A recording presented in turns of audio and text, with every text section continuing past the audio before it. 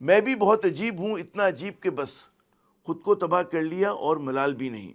یہ شعر حضرت جون ایلیا نے اپنی کسی ذاتی واردات کے تناظر میں کہا، لیکن ہم جو قوم کے ساتھ واردات ہوئی ہے اس کے تناظر میں اس کو استعمال کر رہے ہیں۔ سن 2000 میں پاکستان کے معاشی اشاریے کیا کہا کرتے تھے اور جو ہمارے پڑوسی ممالک تھے وہ ہمارے مقابلے میں کہاں کھڑے تھے؟ 25 برس گزر جانے کے بعد آج ہمارے معاشی اشاریے کیا کہہ رہے ہیں اور جو ہمارے پڑوسی ممالک ہیں ان سے کتنا آگے جا چکے ہیں؟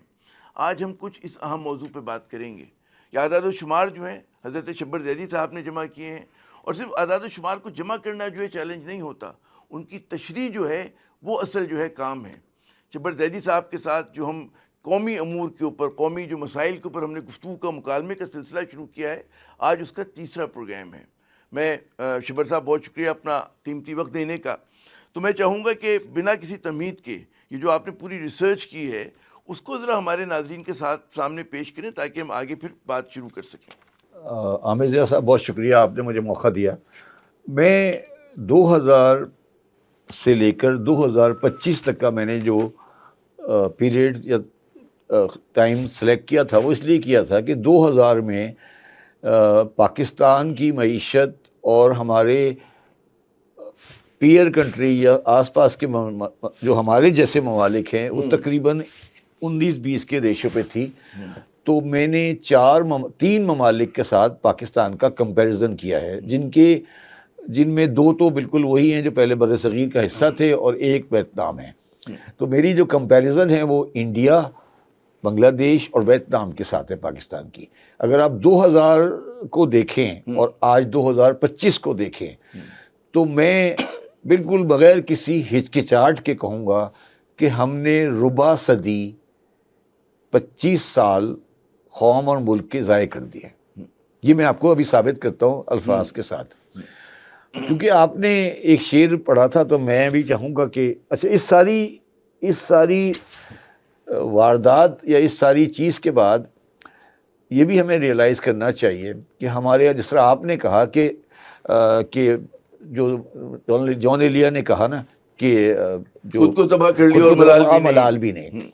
اچھا، میں ملال کو کسی اور ریفرنس میں دیکھتا ہوں۔ ایک امریکی نژاد پاکستانی شاعر ہیں، ان کا نام ہے عاصم، تو ان کا ایک شعر ہے کہ میرے وطن کا یہی مسئلہ ہے عاصم، میرے وطن کا یہی مسئلہ ہے عاصم، یہاں دماغ ہے کم اور سر زیادہ ہے۔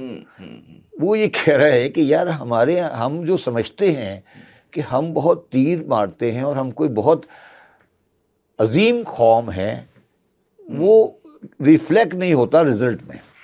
کچھ جگہ ریفلیکٹ ہوتا ہے، باقی ریفلیکٹ نہیں ہوتا۔ اچھا، اب اگر آپ پاکستان کے، اب میں آپ کے سامنے بنیادی فیکٹس رکھتا ہوں جس کی وجہ سے میں آج سمجھتا ہوں کہ پاکستان اپنے بنیادی جو ساتھ کے پیئر کنٹریز ہیں ان سے بہت بری طرح پیچھے رہ گیا ہے۔ اب اس میں سب سے بڑا جو فیکٹر ہے، سب سے بڑا فیکٹر جو ہے اور جو ہماری توجہات سے بالکل ٹوٹلی ہماری توجہات سے باہر ہے، وہ ہے آبادی۔ اب اس 25 سال میں پاکستان کی آبادی کا جو انکریز ہے وہ تقریباً 80% ہے۔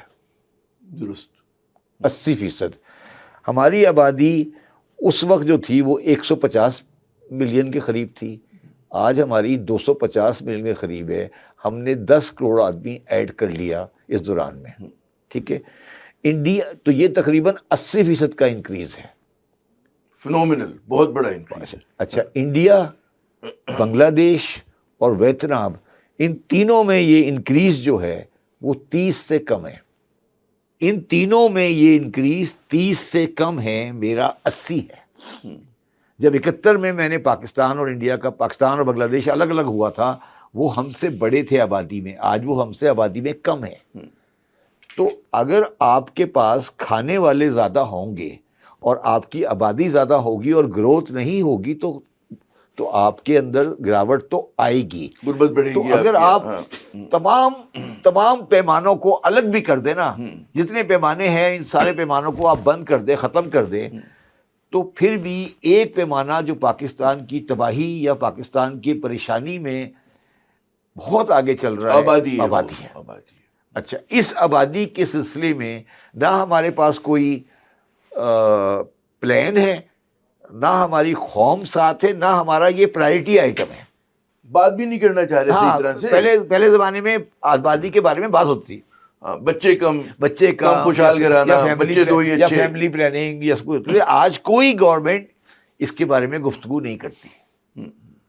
تو آن اے لائٹر نوٹ، یا تو ہم عوام کی فوج تیار کر رہے ہیں، شاید ہمیں کسی سے لڑنا ہو کسی وقت، شاید نمبر کی جنگ کی تیاری ہو رہی ہے شاید، مگر وہ میں لائٹر نوٹ پہ کہہ رہا ہوں. لیکن جدید جنگیں جو ہیں وہ کہتے ہیں افراد کی قوت پہ نہیں ہوتی نا، ٹیکنالوجی علم پر ہوتی ہے. اچھا، اب آ جائیں دوسری چیز کے اوپر. For more updates, subscribe now and press bell icon.